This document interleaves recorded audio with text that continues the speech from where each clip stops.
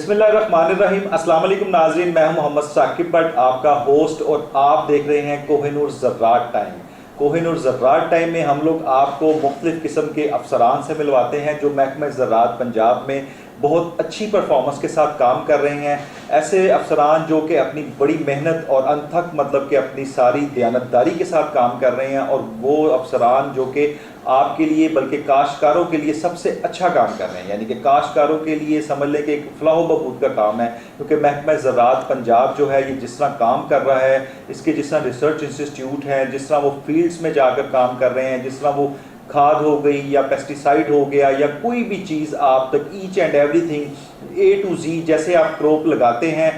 और जब तक क्रॉप आप काटते हैं तब से लेके ए टू जी आपको हर फैसिलिटी, हर इंफॉर्मेशन प्रोवाइड करते हैं काश्तकार के लिए खुसूसन, ताकि आपकी फसल जो है वो ख़राब ना हो और ज़्यादा से ज़्यादा मुनाफा हो। अच्छा, इन चीज़ों के लिए सबसे जो ज़्यादा जो ज़रूरी है वो है रिसर्च सेंटर। रिसर्च यानी कि महकमा ज़राअत पंजाब रिसर्च करता है, पहले आपके लिए रिसर्च करता है कि यानी कि जो बीज हैं, सीड्स, उन पे रिसर्च होती है, जो फल हैं उन पे रिसर्च होती है, जो पत्ते हैं, पौधे हैं, उन पे रिसर्च होती है। उनके लिए हर ज़िले में रिसर्च सेंटर्स भी हैं। इवन देन कि आपकी सोइल, मिट्टी और पानी, वो भी मतलब कि आपके टेस्ट होते हैं। आपको ये सारी चीज़ें बताई जाती हैं कि आप कौन सी क्रॉप किस टाइम पे लगाएं, किस ज़मीन पे लगाएं, आपका पानी कैसा है, आपकी ज़मीन कैसी है, आपके सारे एटमॉस्फेयर इन्वायरमेंट्स कैसे हैं, और आप किस तरह फसल से मुस्तफ़ीद हो सकते हैं, ज़्यादा से ज़्यादा मुनाफा कमा सकते हैं, ज़्यादा से ज़्यादा पैदावार कर सकते हैं। उन सब के लिए रिसर्च सेंटर बहुत ज़रूरी हैं। यानी कि अगर देखा जाए तो महकमा ज़राअत पंजाब यानी कि ज़राअत की जो रीढ़ की हड्डी है वो रिसर्च सेंटर है, और वहाँ पे जो बहुत सारे अच्छे आला अफसरान और जो बहुत ही मेहनती अफसरान काम कर रहे हैं वो बहुत ज़रूरी हैं। यानी कि आज हम लोग इसी हवाले से मौजूद हैं Ayub agriculture research institute Faisalabad में। यहाँ पर ये समझ लें महकमा ज़राअत पंजाब का सबसे बड़ा इंस्टीट्यूट है जो कि रिसर्च भी करता है, जहाँ पे लेबॉर्ट्रीज भी हैं, जहाँ पे बहुत सारी जितनी क्रॉप्स हैं सारों की रिसर्च है, सारों की टेस्टिंग है, soil and water, her cheese, each and everything जो आप ज़राअत से मुतल्लिका है वो सारी चीज़ें अवेलेबल हैं यहाँ पर। और यहाँ पे हर स्टाफ, हर चीज़ यहाँ पे आपको सहूलत भी देते हैं, आपको रिसर्च करके देते हैं, सीड्स की भी, पत्तों की भी, यूरिया की भी, पेस्टिसाइड्स की भी, सारी चीज़ें मतलब आपको ये प्रोवाइड करते हैं। और यहाँ से आपको एक अच्छा बीज रिसर्च करके देते हैं ताकि आप अपने जो बीज जो है अपनी फसल में डालें और वो फसल जो है पैदावार ज़्यादा से ज़्यादा कर सके। तो हमारे साथ आज जो मेहमान मौजूद हैं, बड़ी ही सोफिस्टिकेटेड पर्सनैलिटी है, बड़ी डिसेंट पर्सनैलिटी है और बहुत ही एफिशिएंट पर्सनैलिटी है। हमारे साथ मौजूद हैं director general agriculture research Punjab Mohammad Nawaz Khan Mekan साहब। तो आइए इनकी तरफ चलते हैं। अस्सलाम वालेकुम सर। वालेकुम अस्सलाम बाट साहब। सर क्या हाल है? ठीक है। आपका बहुत बहुत शुक्रिया, आपने मुझे ये मौका दिया है कि मैं अपने काश्तकार भाइयों से हम कलाम हो सकूं। जी बिल्कुल सर, यकीन करें कि आपके पास जो नॉलेज है, हम लोग चाह रहे हैं कि वो नॉलेज जो है आगे काश्तकारों के कोहिनूर चैनल के तवस्सुत से कोहिनूर ज़राअत टाइम जो हम चलाते हैं उसमें काश्तकारों को ज़्यादा से ज़्यादा इंफॉर्मेशन मिल सके और वो ज़्यादा से ज़्यादा पैदावार बढ़ा सके, ज़्यादा से ज़्यादा मुनाफा कर सकें, हम लोग एक्सपोर्ट भी कर सकें, और यहाँ पर भी हमारी जो चीज़ें हैं वो फल की, सब्जियों की, सारों की पूरी हो सके। तो सबसे पहले तो सर मैं ये सवाल करूँगा कि जो इंस्टीट्यूट है, रिसर्च इंस्टीट्यूट, रिसर्च और इंस्टीट्यूट, ये जो यहाँ पे किस तरह, इसके क्या अगराज़ मकासिद हैं और ये किस तरह अपने काम कर रहा है, किस तरह प्रोकार ला रहा है? बिस्मिल्लाहिर्रहमानिर्रहीम। Ayub agriculture research institute Faisalabad Punjab का रिसर्च का हेड क्वार्टर है जी। इसके अंडर, इसके मतहत तकरीबन 26 डायरेक्टर जो हैं वो काम करते हैं, और हर ग्रोइंग एरिया में, जिस एरिया में जो फसल उगती है उसमें हमारा डायरेक्टरेट काम करता है, और डायरेक्टर को या डायरेक्टरेट को डायरेक्टर जनरल सुपरवाइज करता है, कंट्रोल करता है, मॉनिटर करता है। जिस तरह ये राइस का एरिया है, गुजरावाला, शेखुपुरा और काला शाह काकू में हमारा डायरेक्टर राइस बैठता है, मुल्तान में हमारे मैंगो का डायरेक्टर बैठता है और काटन का बैठता है, सरगोदा में हमारे फाडर और सिट्रस का, किन्नू का डायरेक्टर बैठता है। इसी तरह हमारे फैसलाबाद में वीट का डायरेक्टरेट है, पल्सेस दालों का डायरेक्टरेट है, ऑयल सीड का डायरेक्टरेट, यानी कि जो ग्रोइंग एरिया है, जिस क्रॉप का ग्रोइंग हब है उस जगह पे गवर्नमेंट ऑफ पंजाब ने हैवी इन्वेस्टमेंट से एक state of the art directorate कायम किया है, जिसमें पूरी स्ट्रेंथ जो है लोअर स्टाफ, सपोर्टिव स्टाफ से लेके साइंटिस्ट तक अपॉइंट है, और वो दिन रात शबाना रोज़ काम करके नई से नई वैरायटियाँ डेवलप करते हैं, ताकि ज़मींदार जो हैं वो एफिशिएंट यूज़ ऑफ रिसोर्सेज करके ज़्यादा से ज़्यादा क्वालिटी की पैदावार हासिल करें, और ना सिर्फ ज़मींदार की फूड सिक्योरिटी को सिक्योर करें, अपने मुल्क की फूड सिक्योरिटी को इंश्योर करें, बल्कि अपना जो फॉरेन एक्सचेंज है, जो ज़र मुबादला है, वो ना सिर्फ कमाएं बल्कि उनको बचाएं। ख़ास तौर पे जिस तरह हम फ्रूट और वेजिटेबल एक्सपोर्ट करते हैं, ऑयल सीड वगैरह जो है, ऑयल एडिबल ऑयल हम इंपोर्ट करते हैं, तो ये हमारे इदारे की एफर्ट से हमारी एडिबल जो है, एडिबल ऑयल में हम खुद कफ़ील होने जा रहे हैं। वेजिटेबल और फ्रूट हम एक्सपोर्ट कर रहे हैं। काटन और राइस हमारी बहुत बड़ी क्रॉप है, जिसमें हम बहुत ज़्यादा फॉरेन एक्सचेंज कमाते हैं, और उस पर हम काम कर रहे हैं। और नई से नई वैरायटियाँ हर साल, यानी कि एक वैरायटी को कम से कम 10 से 15 साल लगते हैं डेवलप करने में, और हम ये कोशिश करते हैं कि क्लाइमेट रेजिस्टेंट वैरायटी जो है, जो क्लाइमेट चेंज सिनेरियो में सर्वाइव कर सकें, बेहतर पैदावार दे सकें, ज़मींदार को ज़्यादा बेनिफिट दे सकें, मुल्क को ज़्यादा यील्ड कर दे सकें, और मुल्क को खुद कफ़ील बना सकें। और हमारे साइंसदानों की शबाना रोज़ एफर्ट से नई वैरायटीज़ आ रही हैं, जिससे हमारी बढ़ती हुई आबादी जो है मुल्क की, जो कि बड़ी तेज़ रेट से बढ़ रही है, उसकी food security, clothing requirements, edible oil की रिक्वायरमेंट पूरी करने के लिए मेरा इदारा Ayub agriculture research institute Faisalabad और उसके अंडर जो मुख्तलिफ 26 डायरेक्टरेट, 26 डायरेक्टरेट काम करते हैं, शबाना रोज़ मेहनत से अपना काम कर रहे हैं, नई वैरायटियाँ दे रहे हैं, और इस मुल्क को खुद कफ़ील करने के लिए, एग्रीकल्चर में सेल्फ सफिशेंट करने के लिए दिन रात मेहनत कर रहे हैं, और उसके समरात भी आ रहे हैं। और ये इन साइंसदानों की मेहनत का नतीजा है कि जब पाकिस्तान बना था तो इसकी 3 से 4 करोड़ आबादी थी, और अब इसकी 25 से 25 करोड़ तकरीबन आबादी है, और ये मुल्क आटा भी खा रहा है, गंदम भी खा रहा है, शुगर भी प्रोड्यूस हो रही है, काटन भी प्रोड्यूस हो रही है, और राइस भी प्रोड्यूस हो रही है, जिससे हमारा मुल्क जो है वो इंशाअल्लाह ताला हमारी जो फूड सिक्योरिटी है वो हम इंश्योर कर रहे हैं, हम इससे ज़र मुबादला कमा रहे हैं और बचा रहे हैं। अच्छा, मुझे बताइएगा अपना मेकर साहब, ये इंस्टीट्यूट्स यहाँ पे जो हैं ये कितने हैं? इसमें हमारे जो 26 इंस्टीट्यूट हैं जो अयूब एग्रीकल्चर रिसर्च इंस्टीट्यूट के अम्ब्रेला में काम करते हैं, इसमें जो 13 इंस्टीट्यूट हैं वो हमारे अयूब रिसर्च के कैंपस में हैं। यानी यहाँ पे 13 इंस्टीट्यूट हैं, और 13 जो है वो आउट ऑफ फैसलाबाद है, आउट ऑफ फैसलाबाद, यानी कि जिस जगह पूरे पंजाब में, यानी कि खानपुर से लेके रहीम यार खान से लेके मुल्तान और बारी चकवाल और आलिफ का, जैतून का हमने उधर बनाया हुआ एस्टेब्लिशमेंट किया है चकवाल में, और इसी तरह काला राइस का, चावल का, काला शाह काकू भी एस्टेब्लिश किया हुआ है। जिस एरिया में जो क्रॉप लगती है, बखर में एक हमारा इंस्टीट्यूट है जो एरिड क्रॉप पे काम करता है, एक बहावलपुर में हमारा अजरी जो है वो बखर में है, यानी कि जो एरिड जोन रिसर्च है, और एक रीजनल रिसर्च जो है वो बहावलपुर में है। यानी कि जिस जगह पे, जिस डिस्ट्रिक्ट में या डिवीज़न में जो क्रॉप उगती है उसकी फैसिलिटेशन के लिए, उसके ग्रोवर को फैसिलिटेट करने के लिए हमने गवर्नमेंट ऑफ पंजाब ने ये कोशिश की है कि उसके डोर स्टेप पे इंस्टीट्यूट एस्टेब्लिश किया जाए, ताकि उनको एडवाइजरी सर्विसेज, बीज और जो भी उसकी डिफ़िकल्टीज आती हैं, जो उसको इश्यूज आते हैं, उसको एड्रेस किया जा सके। अच्छा, ये बताइएगा कि ये इसकी किस तरह ज़रूरत पड़ी इंस्टीट्यूट की, इतने बड़ा इंस्टीट्यूट आखिर मतलब डेवलप हुआ है, और ये कब मार्ज़े वजूद में आया? ये अयूब की हिस्ट्री बड़ी पुरानी है, ये 1960 में एस्टेब्लिश हुआ था, क्योंकि ये मतलब knowing, assessing the future need of growing population,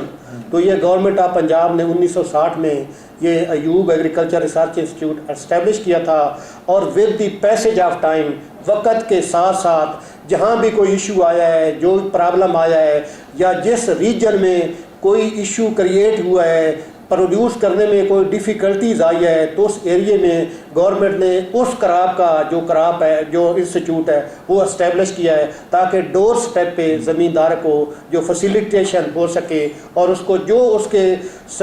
problem है उसका सलूशन उसको डोर स्टेप पे मिल सके। तो यहाँ पे लेबॉर्ट्रीज कितनी काम कर रही हैं? हमारी अयूब के अम्ब्रेला के अंदर हर डिस्ट्रिक्ट लेवल पे soil and water testing laboratory मौजूद है। बिल्कुल ठीक है। और डिवीजनल लेवल पे ISO सर्टिफाइड डिवीजनल लैब मौजूद है जो सिर्फ पानी और मिट्टी का तजिया करके एनालिसिस करके ज़मींदार को उसकी कराब की रिकमेंडेशन देती हैं और खाद की रिकमेंडेशन देती हैं, क्योंकि आपको पता है कि पाकिस्तान में पानी भी कम हो रहा है, डिक्रीज़ हो रहा है और खादें बहुत महंगी हो गई हैं। जब तक ज़मींदार को उसकी हकीकत ज़रूरियात को पता नहीं होगा, ज़मीन को उस खाद की बैलेंस खाद की ज़रूरत का नहीं पता होगा, वो सिर्फ एनालिसिस ज़मीन के एनालिसिस से मिट्टी और पानी के एनालिसिस से पता चल सकता है कि ज़मींदार की ज़मीन में किस चीज़ की कमी है या किस चीज़ की बहुतात है। तो उससे हम ये सेट करते हैं, एस्टेब्लिश करते हैं कि इसको कौन सी खाद कितनी मिकदार में डालनी चाहिए ताकि इसकी जो ज़मीन है वो डिग्रेड ना हो, वो अपग्रेड होती रहे, उसकी फर्टिलिटी स्टेटस जो है, उसकी जो ज़रखेज़ी है वो मेंटेन रहे और साल हा साल बरस हा बरस वो उससे पैदावार हासिल करता रहे और मुनाफा कमाता रहे। अच्छा, ये जो आप कह रहे हैं काश्तकार के लिए आप इतना अच्छा इंतज़ाम कर रहे हैं कि मतलब कि आप उसकी मिट्टी की टेस्टिंग कर रहे हैं, वाटर की टेस्टिंग कर रहे हैं, सारा कुछ है, तो काश्तकार आप तक किस तरह पहुँचे? या वो पहुँचते हैं या फिर मतलब कि वो मुस्तफ़ीद होते हैं इस चीज़ से, वो इस चीज़ से एग्री होते हैं कि ठीक है जी हम लोग ये करने को तैयार हैं, या वही पुराने वाला सिस्टम ही चल रहा है? डेफिनेट अब इंफॉर्मेशन का दौर है, सोशल मीडिया का दौर है, अयूब की वेबसाइट है, उस पे हर चीज़ जो है ऑनलाइन इंफॉर्मेशन मौजूद, यस ऑनलाइन इंफॉर्मेशन मौजूद रहती है। और जो अच्छे ग्रोवर हैं, जो इन्फ्लुएंशियल लीडर ग्रोवर हैं, महकमा एक्सटेंशन ज़राअत जो है उसमें हमेशा राब्ते में रहता है। अच्छे जो ग्रोवर हैं, लीडर ग्रोवर जो है वो हमारे रिसर्च इदारों से लाइजान में रहते हैं, राब्ते में रहते हैं। हम फील्ड में उनके खेत पे ट्रायल लगाते हैं, उनको बैलेंस फर्टिलाइजर एप्लीकेशन का सबक देते हैं, डिमॉन्स्ट्रेशन देते हैं। जब उनकी पैदावार इन्हांस होती है, उनकी क्वालिटी क्रॉप की बेहतर होती है, तो डेफिनेट मुनाफा हर इंसान को अच्छा चल लगता है। तो जब वो हमारे मशवरे से किसान चलता है तो उसकी प्रॉफिटेबिलिटी में इजाफा होता है, तो वो हमें फॉलो करता है। अपने कुलीग्स जो हैं, अपने जो हम मजलस काश्तकार हैं, उनको तबलीग करता है, उनको बताता है, और ये इसी तरह ट्रिकल डाउन इफ़ेक्ट होता है। जो हमारी रिकमेंडेशन है तो वो किसान जो है अपने सराउंडिंग वाले किसानों को भी बताते हैं, अपने इर्द गिर्द लोगों को भी बताते हैं। और ये हमारा जो एक्सटेंशन डिपार्टमेंट है, ये डोर टू डोर इसका नेटवर्क है, हर यूनियन काउंसिल लेवल पे नेटवर्क है। तो ये उनको बताते हैं कि फ़लाँ जो वैरायटी है गंदम की है या काटन की, वो हाई यील्डर है, वो शॉर्ट ड्यूरेशन है, वो ड्राउट रेजिस्टेंट है, वो उसको पानी कम चाहिए, तो वो इस पर जो है वो फॉलो करते हैं और ज़्यादा मुनाफा कमाते हैं।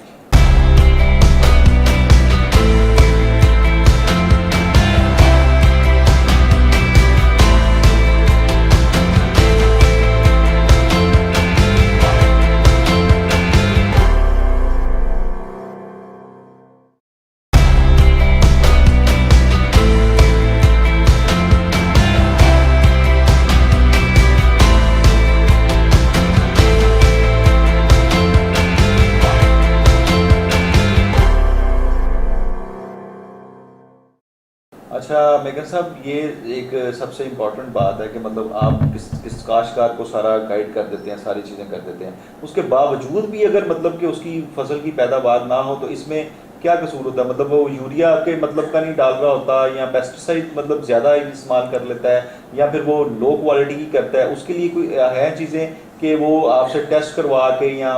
सर्टिफाइड जो है चीज़ें इस्तेमाल करें? इसमें जो बड़ी कंस्ट्रेंट है, जो मुश्किल है, जो बड़ी रुकावट है, हमारा किसान जो है उसके पास सरप्लस फंड नहीं है, ठीक है, उसके पास लोन फैसिलिटी नहीं है। अगर गवर्नमेंट मतलब बग़ैर सूद इंटरेस्ट के, बग़ैर इंटरेस्ट के सफिशेंट उनको लोन की फैसिलिटी दे दे तो यकीनन ज़मींदार जो है वो इस काबिल हो जाएगा कि वो बैलेंस न्यूट्रिशन जो है, बैलेंस खाद है, उसको वो डाल सकेगा और अपनी जो फसल है उसको कीड़े और बीमारी से बचा सकेगा, और फिर वो जो है मैक्सिमम यील्ड जो है वो हासिल कर सकेगा। तो ये हमारा भी फ़र्ज़ है कि हम उनको ये रियलाइज़ कराएं, उनको ये समझाएं कि ये चीज़ ज़रूरत है, ये नीड ऑफ द डे है कि जब तक आप एक ज़मीन में उसकी ज़रूरत के मुताबिक, फसल की ज़रूरत के मुताबिक खाद और पानी नहीं देंगे तो यकीनन उनकी ज़्यादा पैदावार का ख्वाब जो है वो शर्मिंदा ताबीर नहीं हो सकता, और मुल्क जो है वो पैदावार में और ख़ास तौर पे क्वालिटी पैदावार में खुद कफील नहीं हो सकता। बिल्कुल ठीक है ये बात, मतलब कि मैकन साहब की बात ठीक है कि जब तक आपकी मिट्टी और पानी जो है वो आप इस टेस्ट नहीं करवाएंगे, क्योंकि बहुत सारे काश्तकार जो हैं उनको ये पता ही नहीं है कि हम लोगों ने अपनी जो फसल है वो कौन सी बोनी है, यानी कि फसल की काश्त क्या करना है काश्त में, यानी कि जब तक मिट्टी और पानी का आप तज्जिया नहीं करवाएंगे, मिट्टी और पानी के तज्जिए के बाद ही आपको महकमा ज़राअत पंजाब जो है आपको फैसिलिटेट कर सकता है, आपको बताएगा कि आप ये वाली फसल काश्त करें, इसमें ही मतलब ज़्यादा आपकी पैदावार है, जो पेस्टिसाइड आप दे रहे हैं, जो मतलब आप उसको यूरिया डाल रहे हैं, उसकी सारी मिकदार मेरा ख्याल मैकन साहब सारी कैलकुलेशन बिल्कुल कैलकुलेशन हो जाती है, और उसमें प्रिडिक्शन भी हो जाती है कि अगर ज़मींदार इतनी बैलेंस खाद डालेगा तो उसकी पैदावार जो है वो प्रोजेक्ट हो जाती है कि वो डेफिनेट इतनी पैदावार हासिल कर लेगा, बशर्ते कि वो इतनी जो है जो उसकी ज़रूरत है, यानी कि हम ज़मीन से कंटिन्यूस पैदावार ले रहे हैं, यानी कि ज़मीन डिप्लीट हो रही है, ज़मीन में अज्जा या खाद की या सरखेज़ी की कमी हो रही है, यानी कि जिस ज़मीन से हर साल फी एकड़ हमने 50-60 मन ले लेते हैं तो वो डेफिनेट ज़मीन कमज़ोर हो जाती है, तो उसको कंपनसेट करने के लिए, उसकी वो कमी पूरी करने के लिए तो ये ज़रूरी है कि हम जो अज्जा हमारी कराब वहाँ से निकालती है, जज़ब करती है, उसको हम रिसाइकल करें, वो हम गोबर की खाद की सूरत में हो या केमिकल फर्टिलाइज़र की सूरत में हो, ताकि हम उस ज़मीन की उस कमी को ग्रेजुअली साथ साथ बिल तरतीब पूरा करते रहें, ताकि उसकी ज़रखेज़ी का जो स्टेटस है, जो मेयार है वो बरकरार रहे और वो ज़मीन जो है वो हमेशा मैक्सिमम पैदावार देने के काबिल रहे। अच्छा मैकन साहब, सबसे इम्पोर्टेंट मेरा ख्याल क्वेश्चन है, आजकल क्लाइमेट चेंज हो रहा है, ग्लोबल वार्मिंग आपको पता आ रही है, तो उसके हिसाब से ग्लोबल वार्मिंग में आप महकमा ज़राअत क्या काम कर रहे हैं, कोई रिसर्च ऐसी हो रही है, क्या रिसर्च कर रहे हैं आप,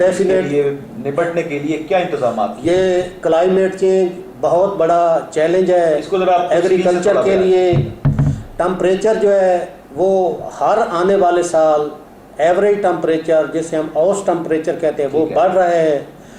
पानी की कमी पैदा हो रही है, जब टम्परेचर बढ़ता है तो पानी की रिक्वायरमेंट बढ़ जाती है, कराब की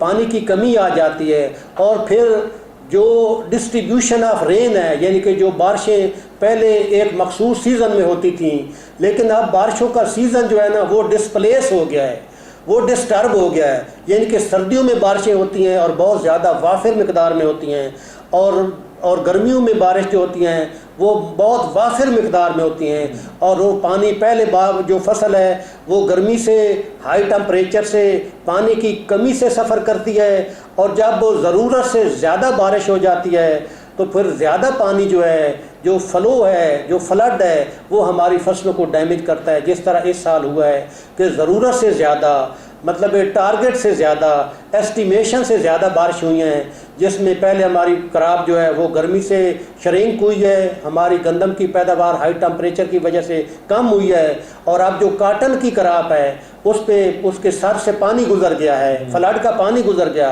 ये बहुत बड़ा नुकसान है। तो ये बड़ा मतलब नीड ऑफ द डे है कि हम बड़े डैम बनाएं, छोटे डैम बनाएं, सरप्लस पानी को, और ये बड़ा मीठा पानी होता है, जो रेन का पानी होता है, बारिश का पानी होता है, ये स्वीट वाटर होता है, इसके छोटे और बड़े रेजरवायर बनाएं, और ज़रूरत के वक़्त, स्कैर्सिटी ऑफ वाटर के वक़्त इस पानी को इस्तेमाल करें, इसको इस्तेमाल में लाएं, और ख़ास तौर पे जो ड्रिप इरीगेशन है, high efficiency use of water है, उस पे हम कराब को ले आएँ, ताकि हम पानी की बचत कर सकें और उसके मुकाबले में कराब में इजाफ़ा कर सकें, पैदावार में इजाफ़ा कर सकें, और उसकी क्वालिटी को बेहतर कर सकें। अच्छा, क्लाइमेट कंट्रोल के लिए आप कोई रिसर्च कर रहे हैं, मतलब कोई सीड पे कोई बीज ऐसे बना रहे हैं जो कि क्लाइमेट कंट्रोल, जिसमें इतनी गर्मी पड़े तो उसको टेम्परेचर को बर्दाश्त कर सकें? ऐसा कोई महकमा ज़राअत ने सोचा है इस चीज़ में, कोई रिसर्च हो रही है? हम बिल्कुल जो हीट टॉलरेंट वैरायटी गंदम की हम एस्टेब्लिश कर रहे हैं। ठीक है, हमने कुछ कर ली हैं, ख़ास तौर पे ये अकबर वैरायटी है, उजाला है, अनाज है, फखर सटार है, ये हमारी गंदम की जो वैरायटीज़ हैं ये हीट टॉलरेंट हैं, ये गर्मी ज़्यादा में भी इसकी ग्रेन फार्मेशन बेहतर होती है और यील्ड बेहतर होती है। इस पे काम हो रहा है और फिर ये कोशिश ये हो रही है कि जदीद टेक्नोलॉजी, जदीद मशीनरी अडाप्ट की जाए, जिसमें क्योंकि ये जब हमारी क्रॉप रोटेशन है ख़ास तौर पे, जिसमें हम एक साल में हम 2 क्रॉप लेते हैं, यानी कि गंदम के बाद हम राइस लगाते हैं, राइस के बाद हम गंदम लगाते हैं, गंदम के बाद हम चावल लगाते हैं, चावल के बाद हम गंदम लगाते हैं। तो इसके लिए हमारे लिए ज़रूरी है कि इसमें प्रिपरेशन का, ज़मीन की तैयारी का टाइम बहुत कम होता है। तो हमने शॉर्ट ड्यूरेशन जो है क्रॉप्स हैं वो अडाप्ट कर रहे हैं, वो वैरायटियाँ बना रहे हैं ताकि ये छोटे पीरियड में, यानी कि दोनों क्रॉप्स को मुनासिब टाइम मिल सके, ताकि वो शॉर्ट ड्यूरेशन वैरायटी हो जो थोड़े वक्त में गर्मी सवियर या शदीद गर्मी के आने से पहले वो क्रॉप राइप हो जाए, पक जाए और हार्वेस्ट हो जाए, ताकि उससे ज़्यादा से ज़्यादा मुनाफा कमाया जा सके। इसके साथ जदीद मशीनरी जो है वो हम कुछ खुद रिसाइकल कर रहे हैं, कुछ इंपोर्ट कर रहे हैं, क्योंकि ये मैनुअल लेबर जो है वो एक तो महंगी है, दूसरा उस पर टाइम बहुत ज़्यादा लगता है। ख़ास तौर पे राइस प्लांटर जो है वो हमने इंपोर्ट किए हुए हैं और ये हम अब मैकेनाइज जो है प्लांटिंग पे काम कर रहे हैं, ताकि थोड़े वक्त में ज़्यादा एकड़ी पे ट्रांसप्लांटेशन की जा सके, गन्ने का जो हार्वेस्टिंग है वो मैकेनाइज की जा सके। इसी तरह किन्नू की जो प्रूनिंग है, जो ट्रेनिंग है, जो कांट छांट है, उसके लिए मैकेनिकल प्रूनर हमने अडाप्ट किए हैं, इंपोर्ट किए हैं, ताकि थोड़े वक्त में ज़्यादा काम किया जा सके। और जो मशीन का काम होता है, मशीनरी से जो काम लिया जाता है वो कंपैरेटिव मैनुअल लेबर से सस्ता भी पड़ता है, एफिशिएंट भी होता है और प्रॉफिटेबल भी होता है, जिससे जो क्रॉप है वो टाइम पे सोइंग उसकी हो जाती है और टाइम पे उसकी बर्दाश्त हार्वेस्टिंग हो जाती है। और ये मशीनों के अपना इवाल्शन से, अडाप्शन से, मशीनरी अडाप्शन से, मैकेनाइज फार्मिंग से ही पॉसिबल है कि हम उसका टाइम बचाएं, सोइंग में टाइम बचाएं, हार्वेस्टिंग में टाइम बचाएं। और जब अच्छी मशीन होगी हार्वेस्टिंग की तो जो हमारी गंदम राइस जो है वो ज़ाया हो जाती है, यानी आफ्टर हार्वेस्ट या ड्यूरिंग हार्वेस्ट हम 30 से 35% हमारी क्रॉप जो है वो ज़ाया हो जाती है। हम गंदम के और चावल के जो दाने हैं वो हम कलेक्ट नहीं कर पाते, वो ज़मीन में दोबारा ज़ाया हो जाते हैं। और अच्छी एफिशिएंट मशीन हो तो ये हम बग़ैर एकड़ेज के इंक्रीज़ हम उसकी जो पैदावार है उसको लॉस को हम इम्प्रूव कर सकते हैं, सेव कर सकते हैं और फ़ी एकड़ पैदावार जो है वो हम बढ़ा सकते हैं। अच्छा मेघा साहब, ये मशीनरी का तो जदीद मशीनरी हो गया है, लाजमी बात है जिसकी आप बात कर रहे हैं। मतलब चावल लगाने के लिए एक तो वो मैनुअल सिस्टम है ना कि पौधा लग गया, अब उसमें कई पौधे लग जाते हैं, कहीं लग जाते हैं, मेरा ख्याल खाली जगह भी छोड़ देते हैं। अब आप मशीनरी के ज़रिए इसको लगा रहे हैं तो हर काश्तकार तो मशीनरी अफोर्ड नहीं करता, तो इसको क्या करते हैं आप? इसका क्या इसका तरीक़ाकार ये है कि जो मशीनरी की रेट है वो कम है, जो मैनुअल लेबर है फ़ी एकड़ उसका रेट ज़्यादा है। अच्छा। उसका फिर इफ़ेक्ट ये है कि जो मैनुअल लेबर है उसके नंबर ऑफ प्लांट्स या जैसे हम पॉपुलेशन कहते हैं वो पूरी नहीं होती। जो मशीनरी की प्लांटेशन है उसमें नंबर ऑफ प्लांट्स बड़े तय होते हैं, लाइन और प्लांट टू प्लांट और line to line distance mechanise होता है, ऑटोमेटिक होता है, उसमें नंबर ऑफ प्लांट ज़्यादा शो करती है मशीन, जिससे ऑटोमेटिक अल्टीमेट हमारी प्रोड्यूस जो है उसमें इजाफा होता है। ये मशीनरी तो लाखों में या इसमें होगी, तो हर काश्तकार के पास ये मशीनरी होगी? इसमें हर काश्तकार, जो बड़े काश्तकार हैं वो तो अफोर्ड कर सकते हैं, लेकिन इसमें सर्विस प्रोवाइडर जो हैं सर्विस प्रोवाइडर, यस, वो मशीन इंपोर्ट करते हैं, गवर्नमेंट उसको सब्सिडाइज करती है तो वो फिर उसको किराए पे चलाते हैं। हाँ जी, वो सर्विस प्रोवाइडर, उन्होंने फील्ड टीम रखी होती है, मैकेनिकल इंजीनियर रखे होते हैं जो उसको ऑपरेट करते हैं। वो साथ साथ ज़मींदारों को कन्विंस भी करते हैं और लोगों की जो डिमांड है वो थोड़े टाइम में वो पूरी करते हैं और जो बर वक्त जो है वो ट्रांसप्लांटेशन जो राइस की है वो मुकम्मल हो जाती है। अच्छा, ये मशीनरी जितनी भी है, जितनी जदीद मशीनरी, ये सब आपसे अप्रूव्ड होती है मशीनरी महकमा ज़राअत पंजाब से? जी बिल्कुल अप्रूव होती है जी। ये पहले किस तरह आप इसको अप्रूव करते हैं, इसका क्या मैटर? ये दुनिया में देखो जो मैकेनिकली एडवांस कंट्रीज़ हैं, जिस तरह चाइना है, जापान है, यूरोप है, तो उधर जो मशीनें चलती हैं वो हमारे लोग जाते हैं, देखते हैं, ऑनलाइन वो नेट पे पता चलता है, तो वो हम उसको रिकमेंड करते हैं, तो उसको फैसिलिटेट भी करते हैं जो प्राइवेट कंपनीज़ हैं कि ये इनको इंपोर्ट करें, इधर रीअसेंबल करें, रिसाइकल करें, ताकि इसकी जो है ना स्ट्रेंथ जो है, जो इसकी तादाद है वो बढ़ाई जा सके, ताकि ज़्यादा से ज़्यादा एरिया जो है वो ये मशीनों के ज़रिए कवर किया जा सके। बहुत अच्छा सिस्टम है, यानी कि आपकी तरफ से ये अप्रूवल होती है, अप्रूव्ड होती है, और फिर आप आगे उसको जिसने मशीनरी खरीदनी है हुकूमत उसको सब्सिडी भी देती है मशीनरी पे, वो फिर आगे रेंट आउट करता है। तो वो रेंट आउट का भी कोई टैरिफ है कि मतलब कि उसको खुली छुट्टी है? उसमें जब 3-4 कंपनियां आ जाती हैं, 5 कंपनी आ जाती हैं, तो उसमें जो मार्केट कंपटीशन होता है ना, रेट वो डिसाइड करता है। हाँ जी, वो रेट डिसाइड करता है। फिर वो जो है ना प्रॉफिट लॉस पे वो सारे लोग जो है ना वो रेट कंपटीशन से उन लोगों को कन्विंस करते हैं, और लोग एडवांस उसको बुक कराते हैं कि मैंने जिस बंदे ने, काश्तकार ने 30-40 एकड़ लगानी है, तो वो जल्दी अप्रोच करता है, उसमें बुकिंग कराता है, उसके मुताबिक वो उसका जो सीड जो पनीरी है वो शो करता है। तो फिर इस तरह ये सिस्टम जो है ना वो चलता है। बिल्कुल ठीक हो गया। अच्छा, यहाँ पे दिन ब दिन देखा जा रहा है कि पानी की कमी हो रही है, लाज़मी बात है, पानी जो है वो कमी का बाइस बन रहा है। कुछ रिसर्च ऐसी है कि जो पानी की कमी में कम पानी लगा के ज़्यादा पैदावार, इसमें कोई यूम इंस्टीट्यूट कोई रिसर्च कर रहा हो, महकमा ज़राअत पंजाब कोई? इसमें जो हमारा मैंडेट है, हम जो लो रिक्वायरमेंट, जो रिक्वायरिंग नीड है पानी की, वो क्रॉप्स की वैरायटीज़ हम मतलब डेवलप कर रहे हैं। ठीक है। नई वैरायटीज़ जिनकी वाटर रिक्वायरमेंट कम है, एक तो हम वो डेवलप कर रहे हैं। दूसरा, high efficiency use of irrigation water जो है, उसमें उसका एक तरीका, वो हमारा जो महकमा है वाटर मैनेजमेंट का, जी। वो पहले तो उसकी लेज़र लेवलिंग करता है लैंड की। ठीक है। वो बहुत ज़रूरी है, जिससे पानी की बड़ी सेविंग होती है। अच्छा। उसके बाद फिर ड्रिप इरिगेशन जो है, इससे मतलब फर्दर जो है ना पानी की सेविंग होती है, और क्रॉप जो है क्वालिटी की और पैदावार इन्हांस होती है। जब हम high efficiency use of water करेंगे और ड्रिप के ज़रिए, स्प्रिंकलर के ज़रिए पानी लगाएंगे, तो ना सिर्फ हमारी पानी की बचत होगी बल्कि हमारी क्रॉप की पैदावार में भी इजाफा होगा। अच्छा, यानी कि जो जो महकमा ज़राअत पंजाब का डिपार्टमेंट है वाटर मैनेजमेंट का, वो पहले लेज़र लेवलिंग करता है। लेज़र लेवलिंग में तो बहुत ज़्यादा फायदा हो जाता है, क्योंकि जो चीज़ ज़मीन ऊपर हमवार नहीं होती वो सारी पहले हमवार करते हैं। बिल्कुल। यानी कि इसमें ये है कि जो अगर 6 इंच पानी लगना है तो वो टोटल ज़मीन को 6 इंच पानी लगता है।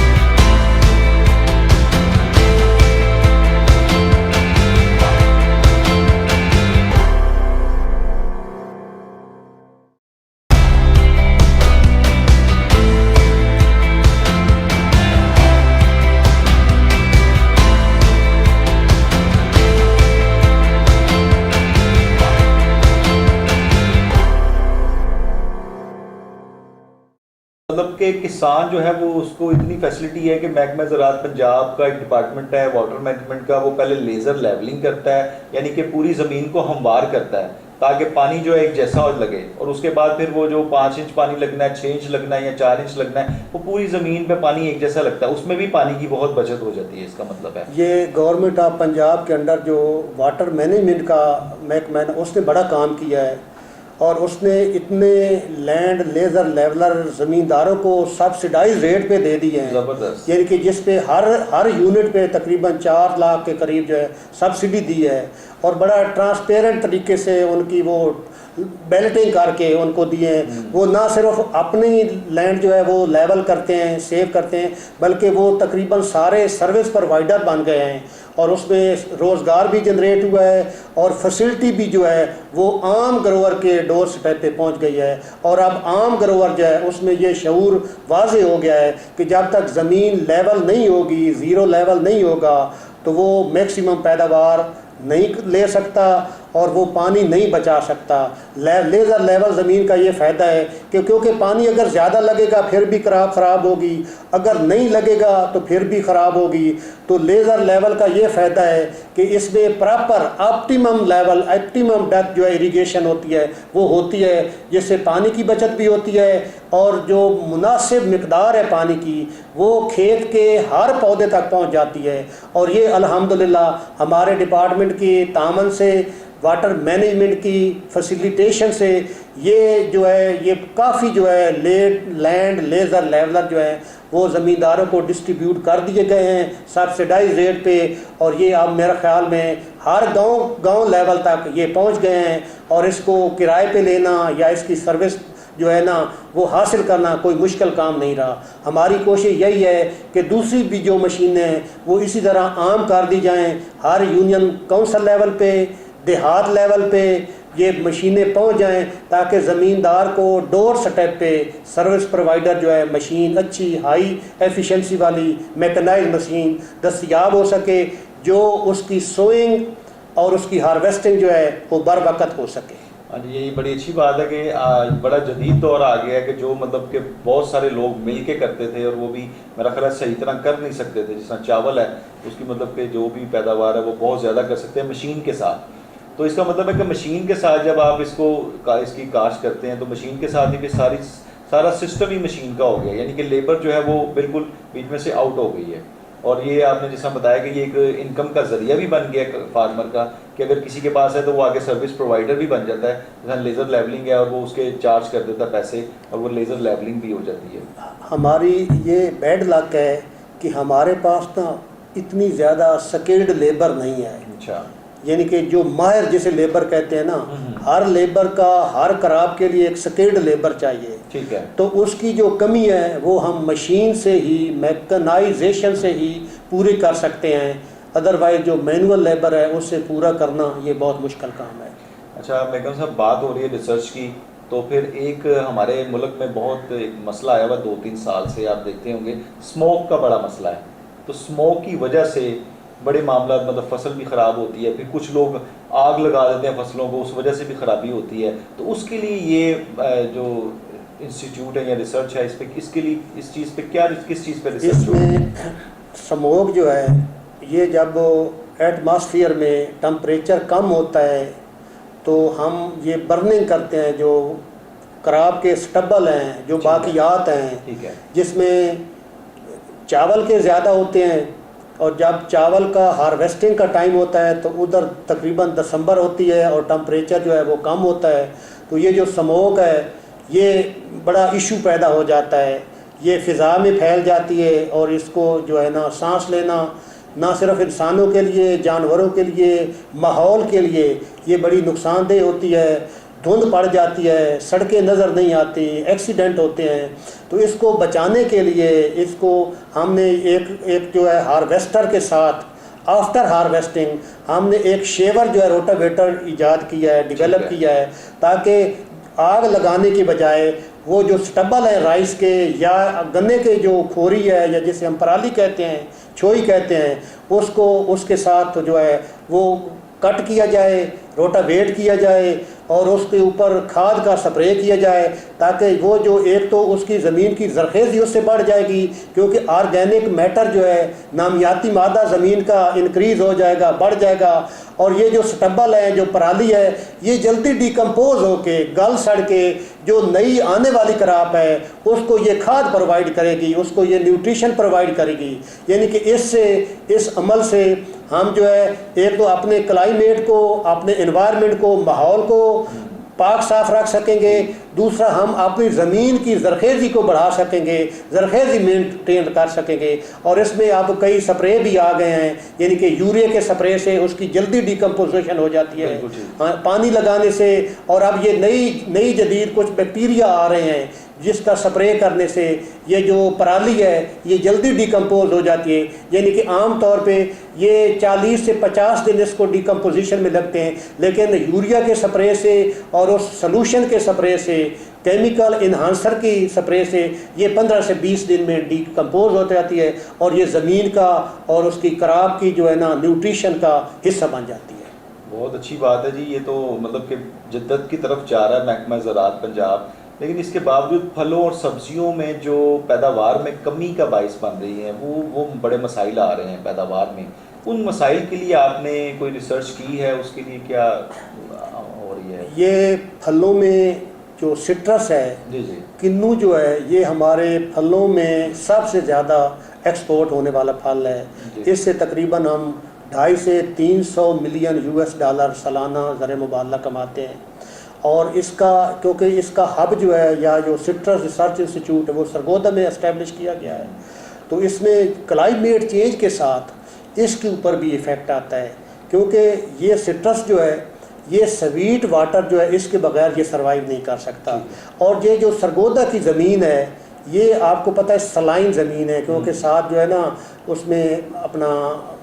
पोटोहार एरिया है, कोहिस्तान नमक है साथ, तो अंडरग्राउंड वाटर जब शार्ट होता है, जब पानी की कमी आती है, जब रेजरवायर जो है उसमें पानी कम हो जाता है, तो गर्मियों में पौधे की पानी की ज़रूरत बढ़ जाती है। और जब हाई टेम्परेचर होता है तो नीचे से जड़ें जो हैं वो नमकीन पानी सक करती हैं, जिससे उसकी मार्टेलिटी हो जाती है। उसके जो मसाम हैं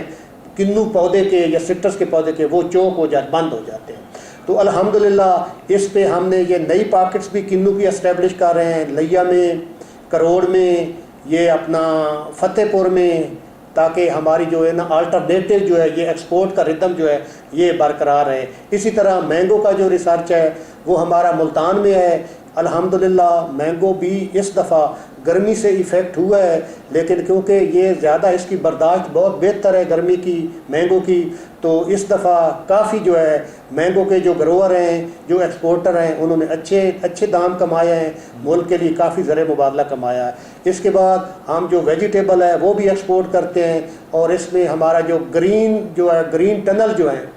जो टनल फार्मिंग है वेजिटेबल की, जिससे हम आम तौर पे ऑफ सीज़न वेजिटेबल जिसमें ग्रो करते हैं, यानी कि गर्मियों में सर्दी की सब्ज़ी उगाते हैं, सर्दियों में गर्मी की उगा लेते हैं, तो उससे भी हमारी जो एक्सपोर्ट है वो काफ़ी बेहतर है वेजिटेबल की। और ये इंशाअल्लाह ताला आने वाले दिनों में ये और बढ़ेगी, और ये जो है ना इसका नेटवर्क जो है वो बढ़ता जाएगा, जिसमें ना सिर्फ हमारे लोकल डोमेस्टिक ज़रूरत पूरी होगी बल्कि हम एक्सपोर्ट करके फ़ॉरेन एक्सचेंज भी इससे कमाएंगे। अच्छा ये बताइएगा, मैं कुछ थोड़ा सा ना Ayub agriculture institute, research institute के बारे में कुछ पूछना चाह रहा हूँ कि नाजरीन को भी पता लगे कि ये एक तो आपने बताया 1960 में ये बना है। अब 1960 में ये सारा मैकेनिज्म इतना ही था जितना है कि इसको आहिस्ता आहिस्ता बढ़ाया गया। उस वक़्त यहाँ सिर्फ एक डायरेक्टर था, एक डायरेक्टर रिसर्च था अयूब, और अब वो उसका स्टेटस जो है 26 डायरेक्टर के बराबर हो गया है, और फिर उसको अम्ब्रेला में एक डीजी के अम्ब्रेला में दे दिया है। यानी कि आप ऐसे कहें कि ये 26 गुना जो है ना ये डेवलप कर चुका है, एस्टेब्लिश कर चुका है, इनलार्ज हो सका है, एक्सपेंड कर सका है। अच्छा यानी कि ये 26 गुना यानी कि एक्सपेंड कर चुका है 1960 से लेके 2022 तक। अच्छा ये जो कर चुका है इसमें लेबोरेटरीज भी हैं, बिल्कुल, इंस्टीट्यूट भी हैं, इंस्टीट्यूट जो है उसमें आप मतलब कि आगे स्टूडेंट्स को पढ़ाते हैं और किस तरह मतलब? हाँ, उसमें जो हमारा हर इंस्टीट्यूट है ना वो पैदावारी टेक्नोलॉजी, जो रिलेटिव इंस्टीट्यूट है जिस क्राप का, वो पैदावारी टेक्नोलॉजी फार्मर फीड तक, फार्मर डोर तक पहुंचाता है। उसमें वो जिस तरह ये आप प्रोग्राम मतलब ऑन एयर करेंगे, इसी तरह print media, brochure, social media, online website से हम ये इन्फॉर्मेशन जो है ना उसके मुतलका क्राप के घरों तक पहुंचाते रहते हैं। डेमो प्लाट्स लगाते हैं, उनके ऊपर डिमॉन्स्ट्रेशन देते हैं, फील्ड डे मनाते हैं, और ज़मींदारों को अच्छी क्राप उगा के उनके डोर स्टेप पे उनको इकट्ठे करके दिखाते हैं, कन्विंस करते हैं कि अगर आप ये तरीका, ये मेथडोलॉजी अडाप्ट करेंगे तो आपकी पैदावार बेहतर होगी और आपके मुनाफे में इजाफा होगा। अच्छा इंस्टीट्यूट में आप क्लासेस भी करते हैं नए स्टूडेंट्स के लिए? हाँ यस, इसमें ये इसका क्या तरीका? हाँ, इसका तरीका ये है कि जो भी यूनिवर्सिटियाँ एग्रीकल्चर की, फैसलाबाद यूनिवर्सिटी है,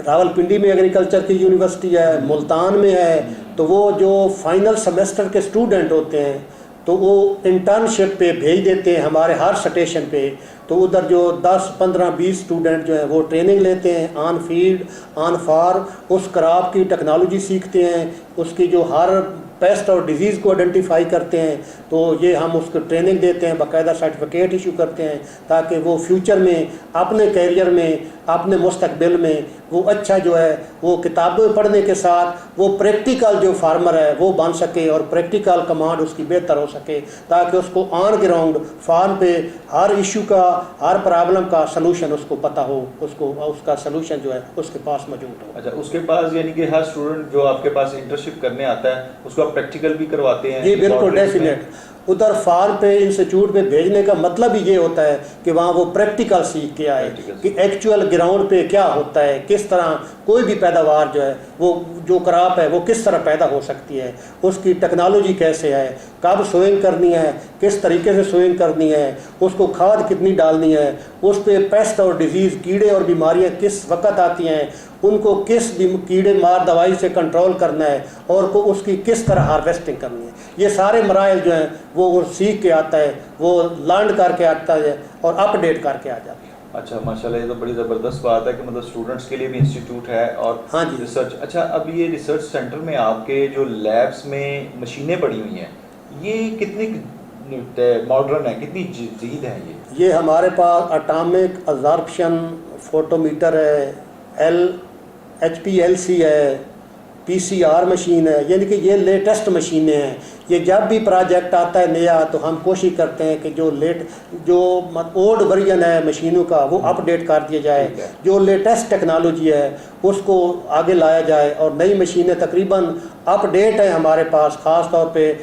ये बायोटेक्नोलॉजी जो हमारी है उसमें हम जो वैरायटियाँ की आइडेंटिफाई करते हैं कि ये गंदम की कौन सी वैरायटी है, उसमें हम DNA फिंगरप्रिंट करते हैं और DNA फिंगरप्रिंट ही पहचान है जदीद दौर में कि ये उस वैरायटी की DNA फिंगरप्रिंट है। इसी तरह साइल और वाटर में जो उसके अज्जा होते हैं, पानी में और मिट्टी में, वो जो जदीद मशीन है उससे ही आइडेंटिफाई हो सकते हैं। तो ये हमारे लेबॉर्ट्री में अप टू डेट लेटेस्ट मशीनें जो हैं वो ऑपरेटिव हैं, कारआमद हैं और वो जो है ना वो उससे काम उसी से लिया जाता है। अच्छा, लेटेस्ट मशीनें तो आ गई महकन साहब, लेकिन ये बताएं कि स्टाफ को किस तरह आप मतलब हाँ इसमें एजुकेट करते हैं यस, क्योंकि इसमें ना जो मशीनें, एक तो है ये जो कंपनी सप्लाई करती है मशीनें वो मैंडेटरी होता है कि उस मशीन की ट्रेनिंग भी देते हैं। अच्छा, जो हमारे साइंसदान बाहर से PhD क्वालिफाइड हैं जो रिलेटेड हैं इन मशीनों से, वो बाहर से भी ट्रेनिंग लेते हैं। अगर यूनिवर्सिटी में कैपेसिटी ज़्यादा हो तो हम उधर से ट्रेनिंग लेते हैं। जो कंपनियां ये प्रोवाइड करती हैं, सप्लाई करती हैं, उसके साथ ये मैंडेटरी होता है कि वो हमें ट्रेंड जो है ना ट्रेनिंग भी साथ देंगे ताकि जो हमारे साइंसदान हैं उनकी ऑपरेशनल जो कैपेसिटी है वो बढ़ सके, वो इन मशीनों को ऐसा तरीके से ऑपरेट करके मतलूबा रिजल्ट हासिल कर सके। अच्छा, यानी कि ये तो बहुत अच्छी बात है कि वो जो मशीन आपको प्रोवाइड कर रहा है वो आके आपको ट्रेनिंग भी देता है, आपके स्टाफ को ट्रेनिंग दे जाता है और ट्रेनिंग तब तक चलती है जब तक उसको समझ ना आ जाए। तो एक पीरियड होता है यानी कि तब तक चलती है जब तक समझ में। यानी कि इस वक्त हमारे अयूब इंस्टीट्यूट जो है यहाँ फैसलाबाद रिसर्च इंस्टीट्यूट में ये सब लेटेस्ट मशीनें मौजूद है। बिल्कुल, मशीनें PCR मशीन मौजूद है, ELISA रीडर मौजूद है, HPLC मौजूद है, एटॉमिक अब्जॉर्प्शन मौजूद है, यानी कि लेटेस्ट मशीनें जो ऑलमोस्ट मौजूद हैं। गवर्नमेंट ऑफ पंजाब की तरफ से आपको फैसिलिटेट किया जा रहा है? बिल्कुल, डेफिनेट। ये हमारा एक जो soil and water testing lab का एक प्रोग्राम चल रहा है, उसे हम 2 डॉट कहते हैं उस प्रोग्राम को। तो उसका मतलब ही यही है कि लेटेस्ट जो मशीनें हैं वो ख़रीदी जाएं और डिस्ट्रिक्ट लेवल पे, डिवीजन लेवल पे वो इंस्टॉल की जाएं। उनका जो रिज़ल्ट है वो इंटरनेशनल एक्रीडेटेड हो, ISO सर्टिफाइड हो, ताकि उसका रिज़ल्ट जो है ना वो बिल्कुल एक्यूरेट हो। तो इसमें वो हम अपडेट करते रहते हैं। तो ये गवर्नमेंट जो है ये अपडेट में, अब भी हमारे पास एक प्रोजेक्ट है जिसमें हम नई मशीनें भी ख़रीद रहे हैं और जो पुरानी मशीनें हैं उसको अपडेट या रिप्लेस भी कर रहे हैं और अपने स्टाफ को ट्रेनिंग भी दे रहे हैं ताकि वो उसको ऐसा तरीके से चला सकें। यानी कि आप ये समझते हैं कि जो आपकी मशीन रिजल्ट दे रही है वो इंटरनेशनल लेवल पे compete कर रहा है? डेफिनेट उसके ऊपर ना हमारी एक रेफरेंस लैब है जी, रायविंड में और काला शाह काकू में एक रेफरेंस लैब है जो इस रिजल्ट को रीचेक करती है, रीटेस्ट करती है, ताकि अगर कोई फॉल्ट आ रहा है, कोई उसमें वेरिएशन आ रही है तो उसको एड्रेस किया जा सके। यानी कि वो एक आपने रेफरेंस लैब भी ली है ताकि ये सारे इवेंट जो है वो चेक हो सके, रिजल्ट चेक हो सके, इसलिए ISO सर्टिफाइड है। हाँ जी, डेफिनेट। उसमें ये होता है कि कुछ जो है ना अडल्ट्रेशन होती है, से पेस्टिसाइड में अडल्ट्रेशन होती है, खाद में अडल्ट्रेशन होती है, तो उसके लिए हमारी रेगुलेटरी टेस्ट है और रेफरेंस लैब है। वो सैंपल जो है उस लैब में जाता है, उसको वो वेरीफाई करती है, टेस्ट करती है, और फिर उसके अगेंस्ट जो है ना वो हम लीगल जो है ना वो एक्शन लेते हैं कि अगर को उसके रिज़ल्ट जो है ना वो अकॉर्डिंग टू उस प्रिस्क्रिप्शन ना हो तो हम उसके ख़िलाफ़ जो है ना वो कानूनी जो लीगल एक्शन है वो हम लेते हैं। जी नाज़रीन, मोहम्मद नवाज़ खान मेकन साहब डायरेक्टर जनरल रिसर्च पंजाब हमारे साथ मौजूद थे और उन्होंने पैगाम भी बहुत ज़बरदस्त दिया। आपका बहुत शुक्रिया मेकन साहब। और मेरा ख्याल है कि इस पैगाम में उन्होंने पूरा एक खलासे में काश्तकार को ये चीज़ बता दी है कि उसने अपनी पैदावार कैसे हासिल करनी है। तो महकमा ज़राअत पंजाब तो अपना काम कर रहा है, लेकिन काश्तकार को भी चाहिए कि महकमा ज़राअत पंजाब के हर जो शोबा है उसके साथ तावन करे, क्योंकि ये शोबा महकमा ज़राअत जो है ये महकमा आपके लिए काम कर रहा है। इसको अपनी तरफ से कोई ऐसी बात नहीं है कि मतलब कि ये खुद से आपके लिए कर रहा है, आपकी पैदावार के लिए कर रहा है कि आप लोग इतनी पैदावार हासिल करें, इतनी पैदावार हासिल करें कि आप लोग हम लोग अपने मुल्क की ज़रूरियात भी पूरी कर सकें और एक्सपोर्ट भी कर सकें। ये बहुत बड़ी बात है। देखें, काश्तकार के लिए महकमा ज़राअत जो है लाजमी बात है कि हमारे पाकिस्तान की रीढ़ की हड्डी है। तकरीबन 70 से 75% जो हिस्सा है वो महकमा ज़राअत का है और इसी से ही हम लोग जो है ये चीज़ें पैदावार करते हैं और इंपोर्ट करते हैं। तो ये बहुत अच्छी बात है कि महकमा ज़राअत पंजाब जो है कितना अच्छा काम कर रहा है, यानी कि इनके पास हर जदीद मशीनरी है आपके लिए, हार्वेस्टिंग मशीनरी, जिस तरह के मेकन साहब ने बहुत डिटेल्स में बताया आपको कि मशीनरी कौन कौन सी कैसे कैसे काम करती है। लेज़र लेवलिंग है, स्प्रिंगल्स हैं, पानी में इस्तेमाल किस तरह करना है, कम पानी में ज़्यादा पैदावार किस तरह करनी है। जो क्लाइमेट कंट्रोल आया है, मतलब क्लाइमेट जो चेंज हुआ है, मतलब ग्लोबल वार्मिंग की तरफ मामला जा रहा है, उसमें सीड्स हैं, उसमें सारी चीज़ें हैं जो आप समझ सकते हैं कि ये सीड है, इसको हम लोग जो बहुत ज़्यादा हाई टेम्परेचर है उसको अफोर्ड कर सकता है। यानी कि ऐसे चीज़ें तैयार कर रहे हैं। ये सब किसके लिए? ये सब आपके लिए हैं, काश्तकार के लिए हैं। काश्तकार ये सारी चीज़ें इनकी तब ज़ाया हो जाती हैं जब काश्तकार जो है वो इस तरफ तवज्जो नहीं करता, यानी कि महकमा ज़राअत के साथ तावन नहीं करता। मेरा ख्याल है कि मैंने जितने प्रोग्राम्स कर चुका हूँ उन प्रोग्राम से अब तक मुझे यही बात पता लगी है कि काश्तकार जो है थोड़ी सी नेग्लिजेंसी दिखाता है, वो समझ ले कि हठधर्मी दिखाता है अपनी कि जी जो चीज़ मुझे पता है वो किसी को नहीं पता। तो ये चीज़ मत करें काश्तकार। मैं हर प्रोग्राम में काश्तकार से ये रिक्वेस्ट करता हूँ कि आप लोग महकमा ज़राअत पंजाब के साथ, महकमा ज़राअत के साथ लाइज़ॉन करें और उसके साथ बड़ा अच्छा एक अपना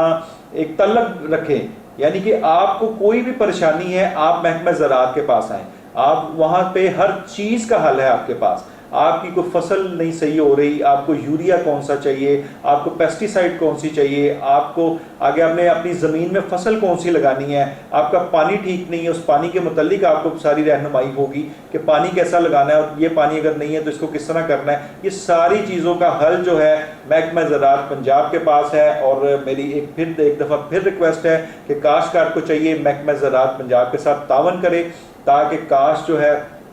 पैदावार ज़्यादा से ज़्यादा हो सके और हमारा मुल्क भी ज़्यादा से ज़्यादा तरक्की कर सके। कोहिनूर ज़राअत टाइम के साथ मुझे इजाज़त दीजिए। मिलते हैं फिर नेक्स्ट वीक, नेक्स्ट एक नए प्रोग्राम के साथ, नेक्स्ट एक नए ऑफिसर के साथ, नेक्स्ट एक नई मालूमात के साथ। आपको इसके साथ ही इजाज़त दीजिए अपने होस्ट मोहम्मद साकिब बट को नेक्स्ट वीक के लिए। अल्लाह हाफिज़।